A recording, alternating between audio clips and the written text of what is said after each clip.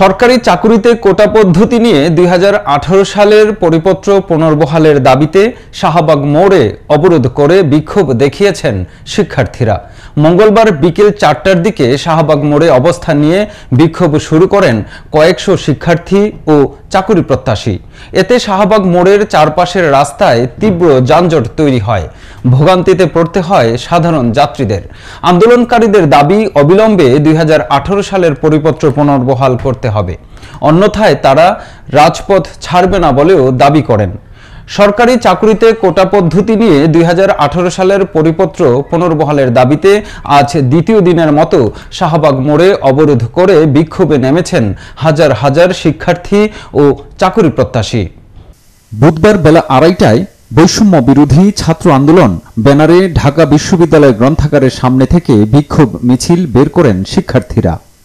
মিছিলটি বিশ্ববিদ্যালয়ের মুক্তি ও গণতন্ত্র তোরণ, ভিসি চত্বর, রাজু ভাস্কর্য, দোয়েল চত্বর হয়ে হাইকোর্টের সামনে দিয়ে মৎস্য ভবন ঘুরে শাহবাগ এসে অবস্থান নেয়। এতে শাহবাগ মোড়ের চারপাশের রাস্তায় তীব্র যানজট তৈরি হয়, ভোগান্তিতে পড়েন যাত্রীরা। বিক্ষোভ কর্মসূচিতে শিক্ষার্থীরা 18 এর হাতিয়ার গর্জে উঠুক আরেকবার, কোটা না মেধা, মেধা মেধা, সারা বাংলায় খবর দে, কোটা প্রথার খবর দে। 18 এর পরিপত্র পুনর্বহাল করতে হবে, সংবিধানের মূল কথা সুযোগের সমতা, কোটা প্রথা নিপাত যাক, মেধাবীরা মুক্তি পাক ইত্যাদি স্লোগান দেয়। শাহবাগে বিক্ষোভ কর্মসূচিতে বৈষম্য বিরোধী ছাত্র আন্দোলনের সমন্বয়ক নাহিদ ইসলাম বলেন, আজকে হাজার হাজার শিক্ষার্থী রাজপথে নেমে এসেছে। এটা শুধু শিক্ষার্থী ও চাকুরি প্রত্যাশীদের আন্দোলন নয়, এটা একটা রাষ্ট্রের বিষয়। আমরা মেধার ভিত্তিতে চাকুরি চাই। অবিলম্বে 2018 সালের পরিপত্র পুনর্বহাল করতে হবে, অন্যথায় আমরা রাজপথ ছাড়ব না। স্বাধীনতার পরপরই সংবিধান হওয়ার আগে মুক্তিযোদ্ধাদের সরকারি দপ্তর, স্বায়ত্তশাসিত বা আধা স্বায়ত্তশাসিত প্রতিষ্ঠান ও বিভিন্ন কর্পোরেশনে 30% কোটা পরিবর্তন করা হয়।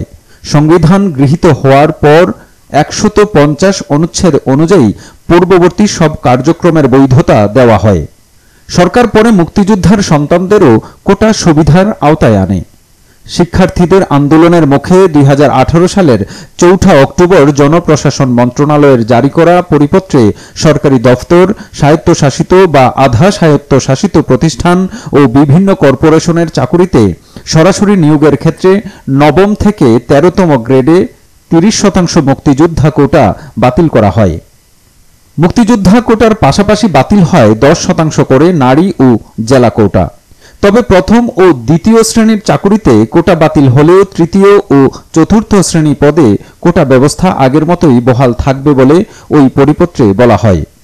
ওই পরিপত্রের বৈধতা চ্যালেঞ্জ করে 2021 সালে রিট করেন চাকুরি প্রত্যাশী ও মুক্তিযোদ্ধার সন্তান ওহিদুল ইসলাম সহ 7 জন। রিটের প্রাথমিক শুনানি নিয়ে 2021 সালের 6 ডিসেম্বর হাইকোর্ট রুল দেয়। রুলে ওই পরিপত্র কেন আইনগত কর্তৃত্ব বহির্ভূত ঘোষণা করা হবে না সে বিষয়ে জানতে চাওয়া হয়। চূড়ান্ত শুনানি শেষে গত রুল অ্যাবসলিউট বা যথাযথ ঘোষণা করে রায় দেয় বিচারপতি KM কামরুল কাদের ও বিচারপতি খিজির হায়াতের হাইকোর্ট বেঞ্চ। এর ফলে সরকারি দফতর, স্বায়ত্তশাসিত বা আধা স্বায়ত্তশাসিত প্রতিষ্ঠান ও বিভিন্ন কর্পোরেশনে চাকুরিতে সরাসরি নিয়োগের ক্ষেত্রে নবম থেকে 13তম গ্রেড মুক্তিযোদ্ধা কোটা বাতিল সংক্রান্ত পরিপত্র অবৈধ হয়ে গেছে।